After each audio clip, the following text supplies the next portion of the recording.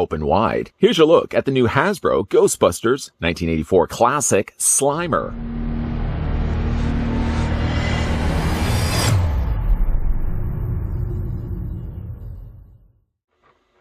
Floating green and made of ectoplasm, Slimer is a slimy thorn in the sides of the Ghostbusters.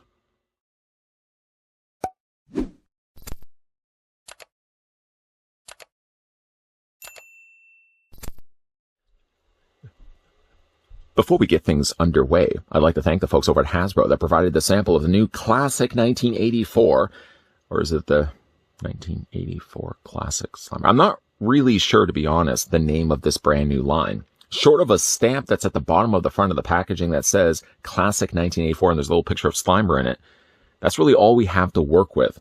So I'm going to just assume that the line is called Classic 1984.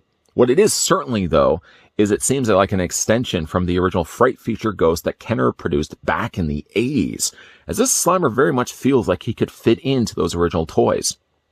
In fact, for comparisons, speaking of Slimer, we can actually bring in the original Slimer. This was the original Kenner Slimer, but this isn't the original toy from the 80s. This was the reissue Real Ghostbusters Slimer that Hasbro had released about a year or so ago. Some of these toys may still be on store shelves if you guys are looking to pick these up for yourself. And I've done reviews of those reissue Ghostbuster toys if you guys would like to go and check those out.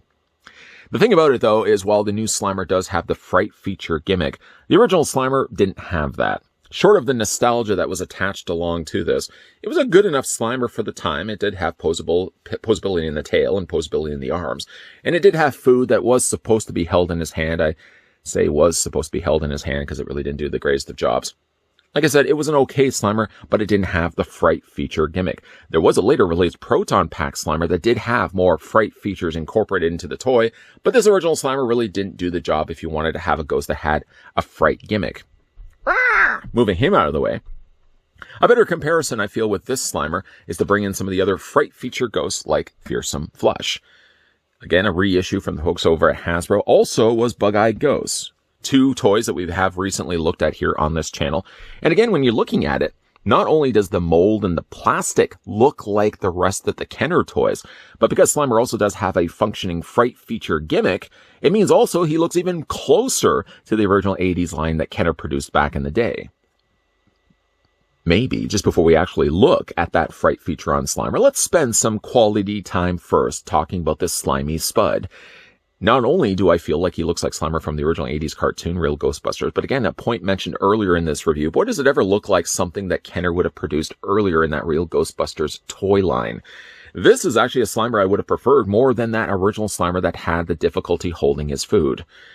You can probably already see how the Fright feature is going to work. His bottom jaw is going to drop out. I'm surprised to see that on the sides of the hinge here, why they didn't feel the need to paint this the same green as the rest of his body. It's the only thing that really does stand out when you have him folded up like this. He's got some nice coloring, though, in his mouth. You can see he does have an underbite. Very nice mangled-looking teeth. This looks like this was all painted in, although the interior of his mouth, something carries more so over when this all opens up shop. This looks like it's probably the plastic coloring on the inside, which, by the way, you can also see they've sculpted a tonsil and some nice additional texturing on his tongue. Very bright pupils in red. A little bit of the bleed in the white, unfortunately, around the one eyeball, but not too much of a distraction. Still looks great as a figure. If you think he does have posability in his arms actually are limp. Limp, at least for now, until you activate the button on the back of his body. Speaking of the back of his body, we can spin this around so you can see it. I love the little drips and pools of slime that are falling down his body, of course, settling down below in a nice slimy puddle underneath his body.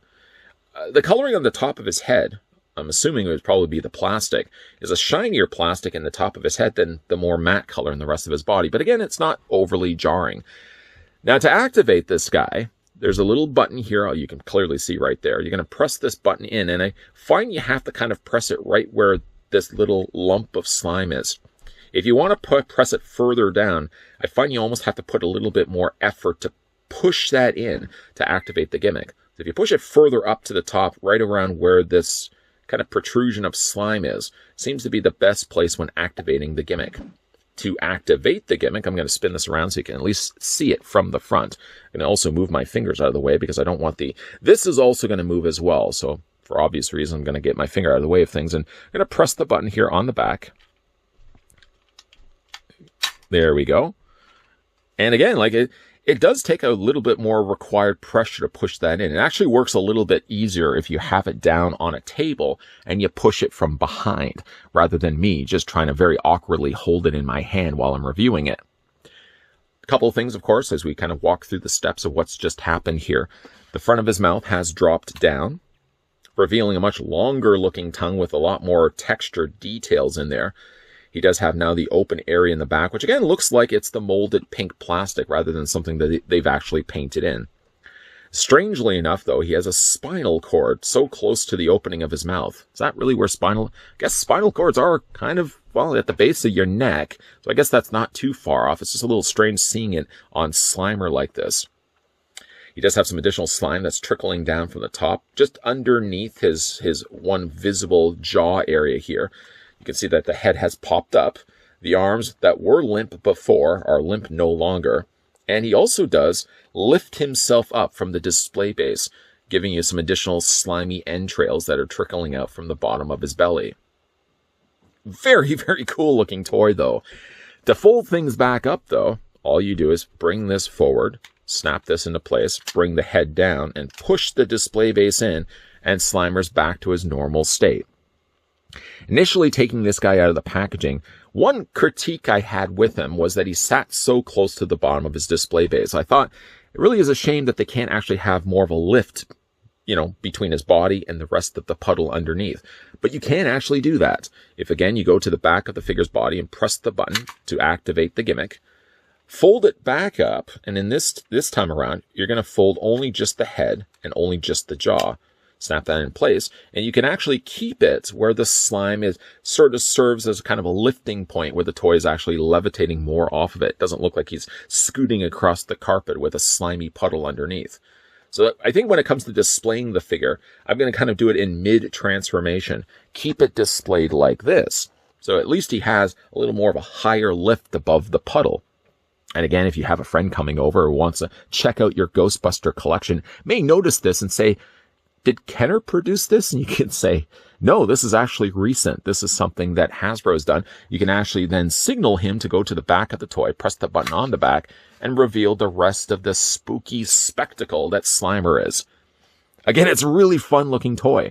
Not only does it bring back the Fright feature to the original Ghost line that Kenner did back in the 80s, but again, it looks like something that Kenner produced back in the 80s and could easily fit in with the rest of the Ghostbusters, Real Ghostbusters stuff. The Kenner Real Ghostbusters line that they again produced back in the early 80s.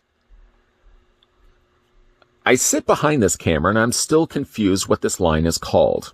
It is the Hasbro Ghostbuster line, but it must have something to do with that slimy stamp that's just above the Hasbro logo.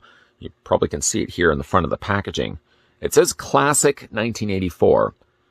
Are we just to assume that that's the name of this line? If you're looking this in stores, you're going to be looking for the Classic 1984 line. I feel like that's almost a more confusing, misleading name because it's not from the original 1984 line. It's just sort of paying homage to the original Kenner stuff that was produced in the 80s.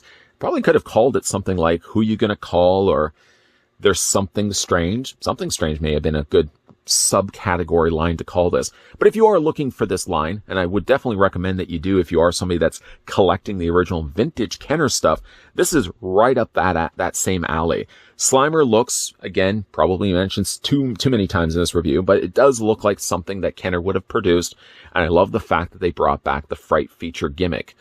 I mean, this Slimer looks honestly a lot better than the Slimer that I had from the reissue Kenner stuff. And I think when it comes time to displaying next to Fearsome Flush and Bug-Eye Ghost, I'm probably going to be more inclined to display this Ghostbuster Slimer rather than the original Kenner Slimer. It's probably still going to be on the shelf, but he's going to be a little further away. I'm going to kind of keep all the Fright featured ghosts together. What do you guys think of the brand new Slimer from unknown title name of this toy line? Let me know down below in the comment section. And again, big thank you to the folks over at Hasbro that provided this sample of the brand new Ghostbusters Slimer. that we could have a look at in this review. If you guys are new to this channel, enjoying all the content you're seeing, be sure to hit that subscribe button down below, turn the bell notification on, and yes, making sure you're coming back because there will be more Ghostbuster reviews lined up and coming your way. And as always, thanks for watching. See you guys next time.